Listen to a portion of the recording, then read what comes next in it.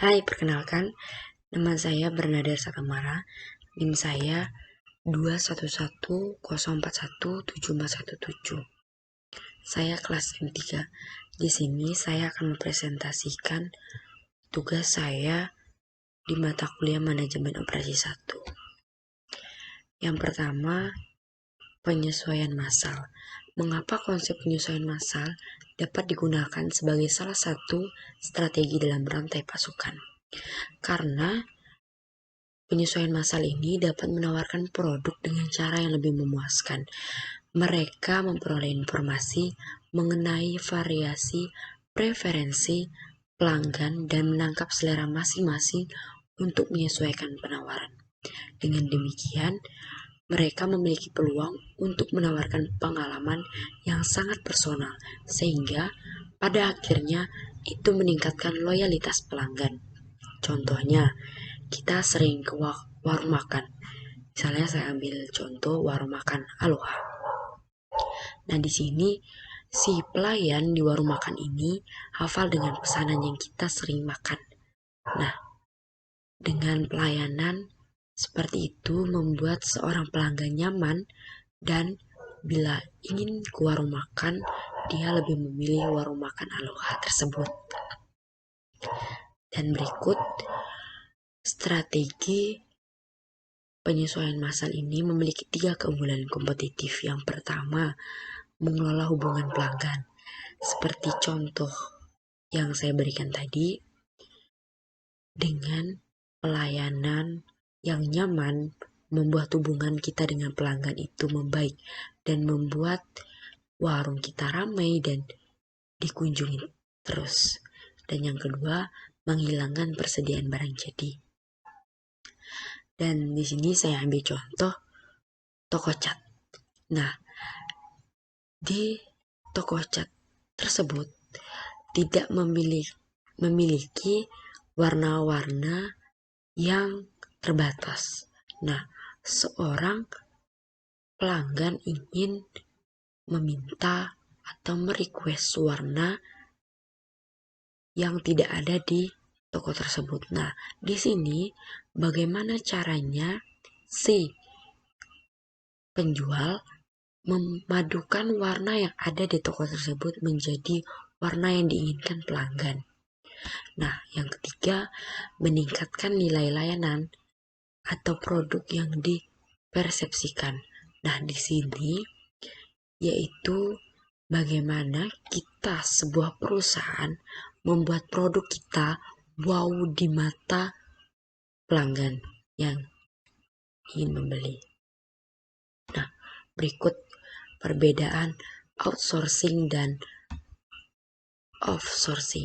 Nah, yang pertama outsourcing. Outsourcing ini yaitu metode melakukan bisnis di mana layanan atau tugas tertentu dilakukan oleh pihak ketiga di bidang teknologi informasi. Alidaya dapat digunakan dalam arti yang paling luas, mulai dari pengelolaan seluruh infrastruktur IT hingga layanan individu. Misalnya, layanan jaringan, pemulihan sistem, pemeliharaan komputer, pengembangan perangkat lunak, satpam, office boy, dan lain-lain. Nah, yang berikut, outsourcing.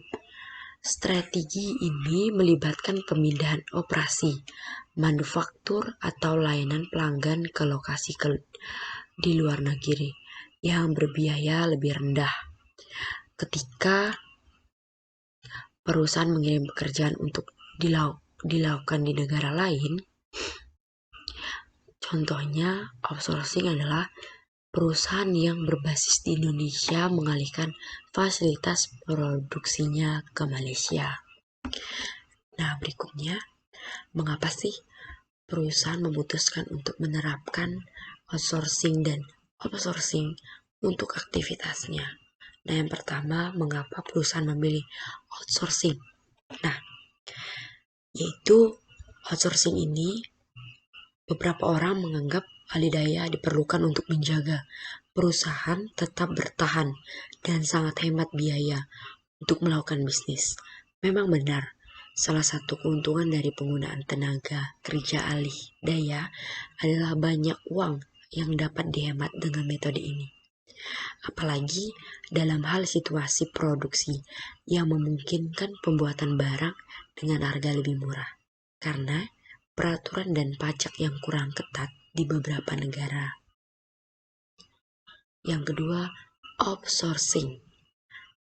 Nah, outsourcing ini memberikan kelebihan kepada pemilik perusahaan untuk membayar keahlian dari pekerja dengan harga yang lebih murah. Selain itu, pekerjaan juga dapat selesai lebih cepat dengan menyebar luas pekerjaan ke talenta lain yang andal terlepas dari domisili mereka tinggal. Nah, reversi logistik. Reversi logistik ini merupakan proses perencanaan, pelaksanaan, dan pengendalian yang efisien dan hemat biaya dari sudut pandang konsumsi kembali ke titik asal untuk pengembalian perbaikan, produksi ulang, atau daur ulang. Nah, contohnya itu divisi pemulihan aset milik IBM. Dalam 1 tahun, pengumpulan lebih dari 1 juta unit peralatan teknologi informasi bekas yang dikonversi menjadi keuntungan senilai miliaran dolar di pasar peralatan dan suku cadang bekas. IBM berhasil mengelola limbah elektronik, laptop, dan lain-lain, dan menjual hasil daur ulang di pasar barang bekas hingga menghasilkan keuntungan yang cukup besar dari penjual barang atau aksesoris bekas tersebut. Dan di sini dapat menghemat biaya dari mengubah bahan bekas menjadi produk. Nah, berikutnya, mengapa perusahaan memutuskan untuk menerapkan kegiatan tersebut dalam rantai pasokan mereka?